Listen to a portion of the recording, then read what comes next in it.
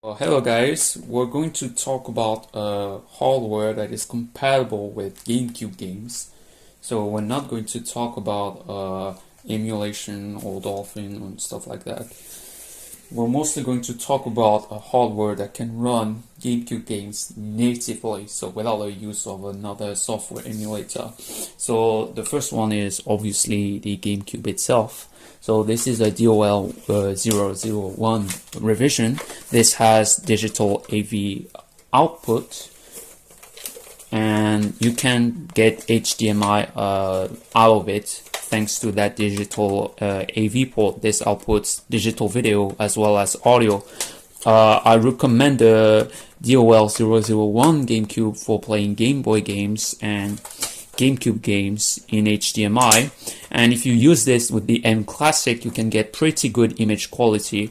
You can daisy chain it further with the so-called 4K game device stuff, and you get pretty good image quality in 4K if you especially have the display for that. Now, what I recommend on the GameCube is you use a save exploit. So I have a Japanese GameCube right here, and I use the Zelda Wind Waker disc. This is very cheap in Japan, and I bought it for like $4. And I can use with the custom memory card like this one, I can boot to Swiss in within 15 seconds. So this basically acts like a Swiss boot disk, and I don't need like something like a Xeno GC, which requires a hardware mod, or a Pico boot, which also requires a hardware mod. And I know 20 people that messed up their installs so far. You can also use a GC loader. This does not require soldering, but this will take out the original disk drive and replace it with its own. You can go with that if you prefer that option. The next option is the Wii. So this is a later revision. This one has the 65 nanometer GPU, so it will consume less power. This still has the GameCube ports that the launch model has, as well as the memory card ports. This outputs component video, but it does not support like HDMI, so no digital video unlike the GameCube. And obviously it has like stuff like USB SD card. Now this can read GameCube disc. However, later revisions such as the Family Edition as well as the Wii Mini, they took out GameCube compatibility for GameCube disc as well as the GameCube ports. Now on these, you can still use GameCube controllers with this. However, this will not work for Wii games that support the GameCube controllers. Also, the latency will be higher with the use of an adapter like this one if you play Melee on Nintendo, although I do believe it is not noticeable. On Nintendo, you do have the advantage of playing GameCube games at faster speed. So Nintendo will boot in something called Wii mode instead of GameCube mode. So it takes advantage of the full power of the Wii to play GameCube games. So if you have a game like Rogue Leader, this game slows down very often on the original hardware. On the Wii with Nintendo, it gets at 60 FPS most of the time. There's also the Call of Duty games that don't even reach like 60 FPS and the frame rate is uncapped. With Nintendo, it gets very close. It gets like at 50 FPS, not quite there, but very close. So yeah, I mean the Wii is actually a pretty good option for playing GameCube and Wii games. My only issue with it is the analog output is it could be better. You can get very close to the real deal, so the GameCube, with something called the HD Retrovision component cables, and you combine it with the OSSC and use custom sample timings. This gets very, very close to basically like a screenshot capture of Dolphin at 1x. And you still use like the M Classic and 4K Gamer Pro and stuff like that, as you would with the GameCube, and you would get decent result for Wii games as well.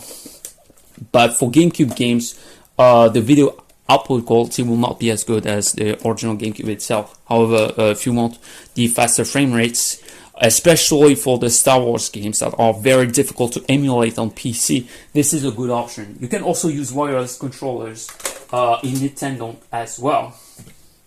Now, what about the Wii U? This is the successor to the Wii, and it features the same hardware as the Wii. So it is also backwards compatible with GameCube game natively if you use a Nintendo on it, and it doesn't read like GameCube disc like the later Wii revisions don't as well.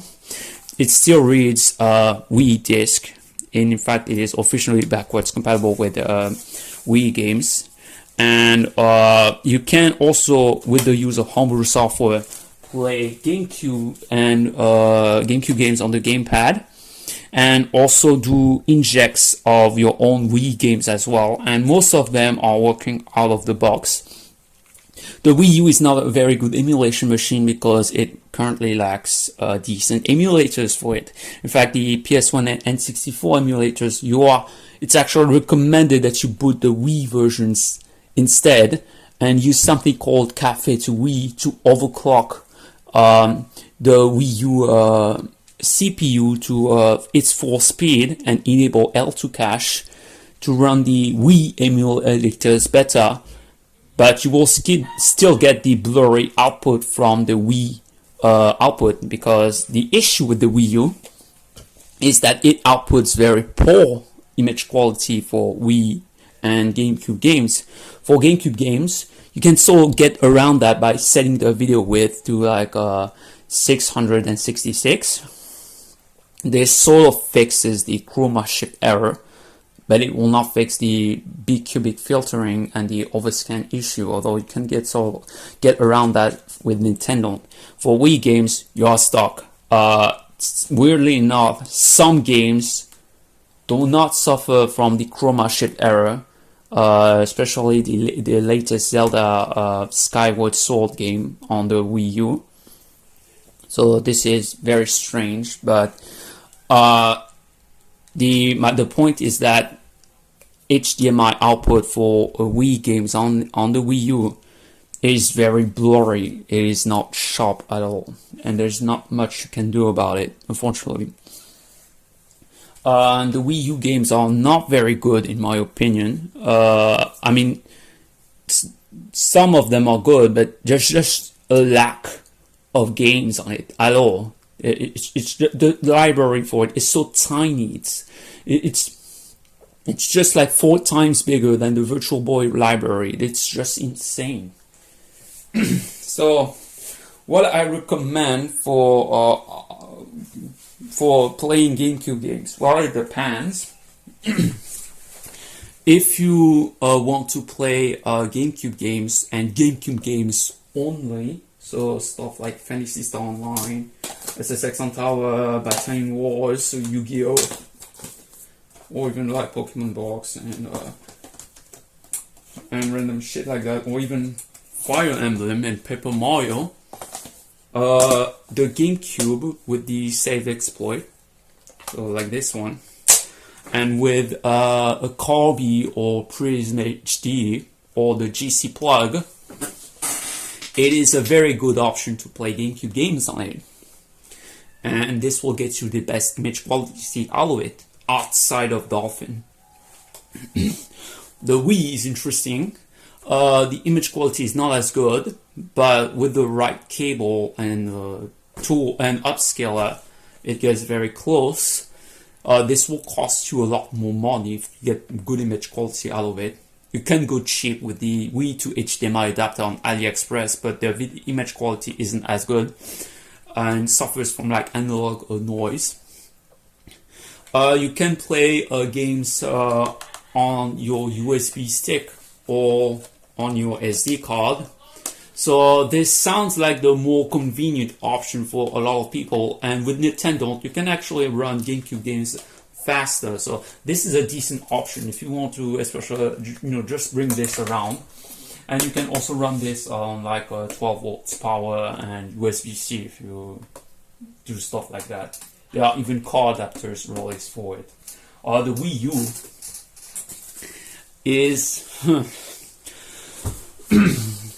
on the other hand, if you just want a no-brainer option and you don't want to deal with external cable, the Wii U just provides that.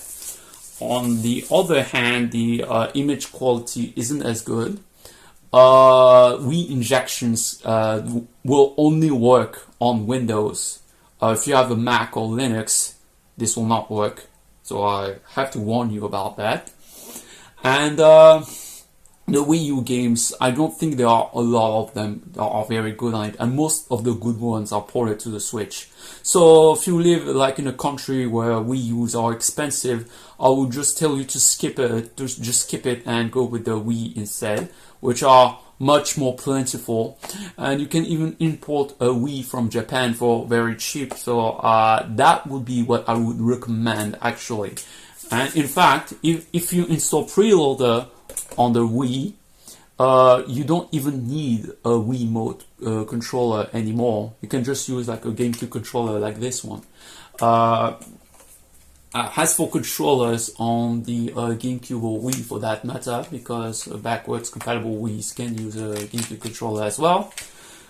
This one is on AliExpress. This is in fact a clone of it, and it's like $14. So it's very cheap. The only downside is that you cannot use multiple of them because it lacks the channel selection that the Wavebird controller does have. So, and I prefer the feel of the official Wavebird controller, but it does suffer from interference. So you can go with like a wired controller, and AliExpress does sell those as well. But I've been told that they are not as good as it comes to like build quality, and you need to do like sort of like mods which will even be decent.